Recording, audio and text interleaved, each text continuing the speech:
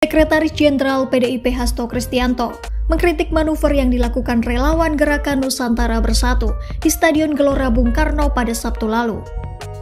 Manuver yang dikritik Hasto ini mengacu pada langkah pengumpulan massa yang dilakukan sebelum bertemu Presiden Joko Widodo.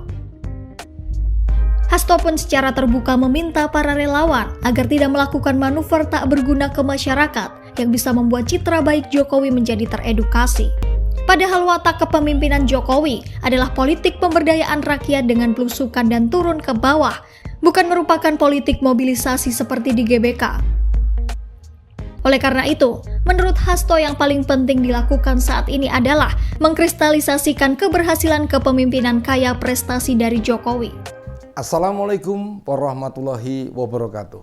Salam seger waras Om Ben. Ternyata berkumpulnya relawan Joko Widodo di Gelora Bung Karno membuat PDIP meradang. Tidak banyak yang mengira bahwa di akhir masa jabatannya, Pak Jokowi masih memiliki pendukung yang benar-benar militan. Ditambah ada pernyataan tentang kriteria pemimpin ideal menurutnya, yakni yang banyak kerutannya di dahi serta berambut putih. Itu menandakan orang itu benar-benar memikirkan rakyat.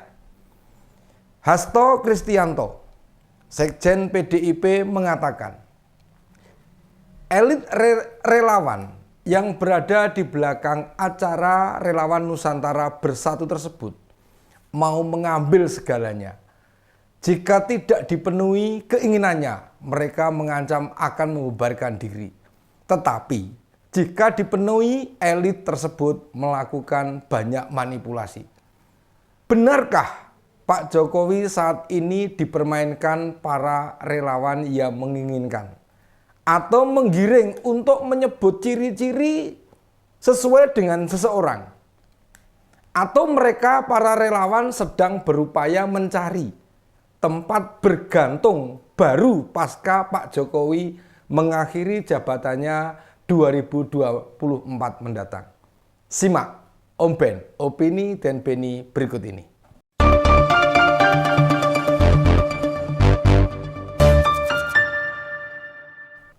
Dalam acara Relawan Nusantara Bersatu, ada beberapa komunitas relawan yang hadir. Mereka diantaranya Ketua Umum Solidaritas Merah Putih Sylvester Matunina, Ketua Umum Arus Bawah Jokowi Mikael Umbas, Ketua Seknas Jokowi Rambun Coyo, Ketua Umum Jaringan Pendamping Kebijakan Pembangunan atau JPKP menurut Maret Samuel Sweken. Apakah mereka ini yang dimaksud oleh Bang Hasto? Dari daftar nama relawan tidak tampak Budi Aris Setiadi, Ketua Projo, maupun Ketua Jokowi Mania, Emmanuel Ebenezer. Apakah gara-gara pernyataan keduanya yang lebih dulu berupaya memperoleh keuntungan, sehingga keduanya tidak dilibatkan? Sebelumnya, dalam sebuah kesempatan, Projo lebih mendukung Prabowo Subianto.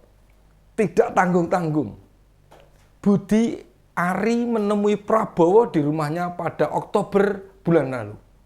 Sementara Ketua Joman, Emmanuel Ebenezer, menyatakan lebih terhormat Pak Jokowi mendukung Anies Baswedan daripada dia jadi wapres.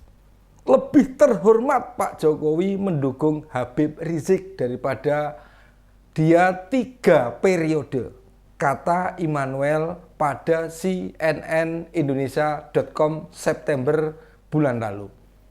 Statement itu dikatakan ketika terjadi polemik mengenai usulan perpanjangan masa jabatan Presiden 3 periode. Bisa jadi kemarahan Pak Hasto terungkap dikarenakan Presiden Jokowi diusung oleh partai, tetapi malah bermain-main dengan relawan. Sementara relawan sendiri sudah ada yang mencoba menyeret-nyeret nama presiden kepada kandidat capres. Tidak mungkin juga Sekjen PDIP mengusulkan kepada Dewan Kehormatan Partai untuk memberikan sanksi kepada Pak Jokowi. Tindakan itu bisa berbalik arah merugikan PDIP. Tentu ini beda kasus ketika Dewan Kehormatan PDIP memanggil Pak Ganjar Pranowo dan Pak Hadi Rudiatmo maupun penggerak Dewan Kolonel untuk diberikan sanksi.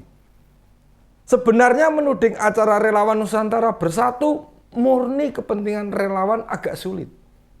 Sebab ketua panitia acara ini adalah Aminuddin Ma'ruf yang tak lain adalah staf khusus presiden.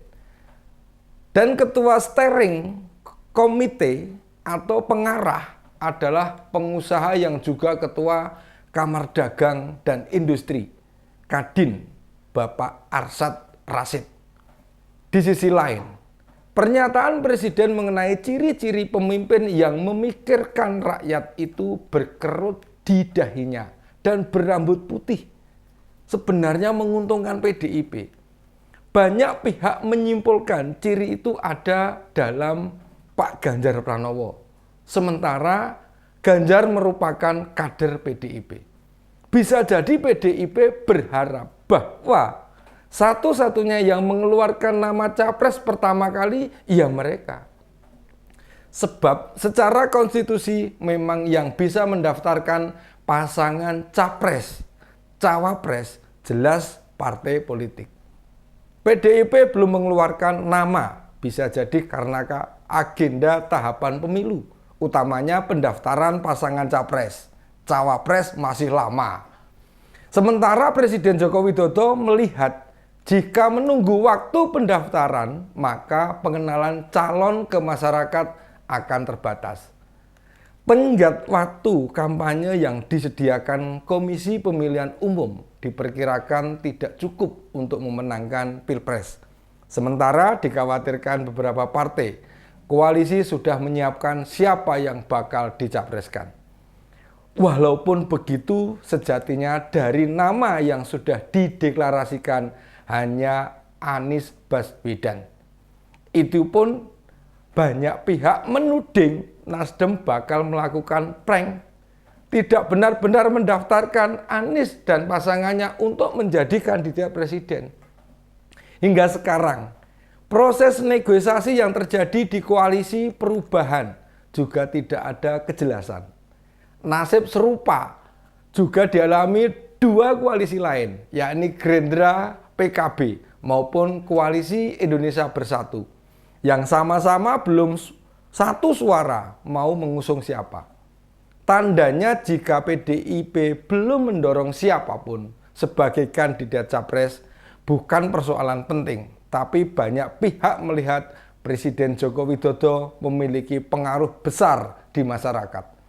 Dengan kata lain, siapa yang didukung Pak Jokowi, maka banyak suara masyarakat akan turut memilihnya. Inilah nampaknya membuat elit PDIP turut ketar-ketir. Meski menjelang masa jabatan berganti, hubungan presiden dengan para relawan masih terjalin dengan baik. Beberapa pertemuan yang diadakan oleh relawan dan mengundang presiden, beliau selalu menyediakan waktu untuk menghadirinya. Ini belum pernah terjadi pada presiden sebelumnya. Sebelum ini presiden-presiden Indonesia jauh lebih mendengarkan partai politik yang mengusungnya. Sementara hubungan Jokowi PDIP seperti simbiosis mutualisme. Hubungan yang saling menguntungkan. Idealnya Bang Hasto tidak perlu bereaksi terlalu keras. Lihat saja perkembangannya seperti apa. Ditambah kode yang dilepas Pak Presiden menguntungkan PDIP. Entah yang dimaksud wajah dengan kerutan di dahi serta rambut putih itu Pak Ganjar Pranowo maupun Pak Basuki Hadimulyono. Toh keduanya kader PDIP. Justru lebih penting berpikir bagaimana mengekskalasi pernyataan Pak Jokowi menjadi sebuah isu besar. dan dipetik oleh partai. Dorong kader PDIP untuk berjejaring, bekerja sama, bergerak bersama relawan Jokowi. Apapun namanya, untuk menaikkan popularitas kader maupun kandidat capres. Jika itu belum terjadi, menandakan ada kebuntuan komunikasi antara Pak Jokowi dengan PDIP. Atau jangan-jangan nih, upaya komunikasi yang dibangun Pak Jokowi ke Ketua Umum PDIP tidak tersampaikan dengan baik. Ini tugas Pak Hasto, untuk melacak di mana titik sumbatan itu. Jadi tidak selalu apa yang dilakukan Presiden kemudian diberi reaksi yang keras. Sebagai sekjen, idealnya jadi tugas berat mengapa Pak Jokowi melakukan langkah-langkah itu. Jangan sampai kebuntuan-kebuntuan ini dibiarkan. Jika tidak ingin pada Pilpres 2024 yang memenangkan pertarungan justru malah di luar PDIP. Sementara hingga saat ini PDIP berada di atas angin dan terbuka peluang menciptakan hat-trick menang pemilu maupun Pilpres. Begitu kawan, ulasan Om Ben, Opini Den Beni kali ini. Nantikan episode berikutnya. Assalamualaikum warahmatullahi wabarakatuh.